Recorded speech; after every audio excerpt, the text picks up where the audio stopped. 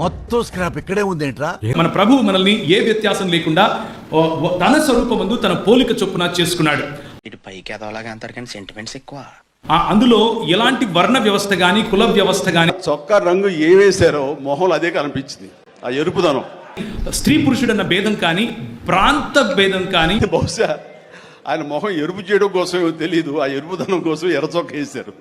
ఇలాంటివి ఏవీ లేకుండా ప్రభు మనల్ని సృష్టించాడు. అవన్నీ నమ్మే ఉంటే నీ ఫేస్ లాగే నువ్వు ఏదో కన్నాలేసుకు బతకాల్సి వస్తుందిరా. ఇంత నిస్సిగ్గుగా అబద్ధాలు చెప్పడం అనేది కేవలం ఒక యేసు మతస్థుడికే సాధ్యం. ఏమంటారా? అది నీకు తెలియదు అంతే. ప్రాంత భేదం లేదా? ఇదేంట్రా మరి ఇక్కడ ఆదికాండం 11 అధ్యాయంలో ఎట్ట చెప్పాడు? 6వ వచనం నుంచి 9వ వచనం వరకు వాళ్ళంతా కలిసి ఉన్నారంట. వాళ్ళు ఏ పని ప్రారంభించినా చక్కగా పూర్తి చేస్తారంట. అందుకని భయపడిపోయి భాషను తారుమారు చేసేసి భూమంతా చెల్లాచెదురు చేశాడు. ఇక్కడ మరి కలిసి ఉంటే చూడలేనోడు దేవుడు ఎలా అవుతాడు? హల్లెలూయా.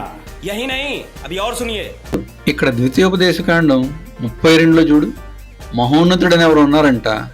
జనాలకి స్వాస్థ్యాలను విభాగించినప్పుడు, నవజాతులను ప్రత్యేకించినప్పుడు ఇజ్రాయెల్ లెక్కను బట్టి ప్రజలకు సరిహద్దులు నియమించాడట.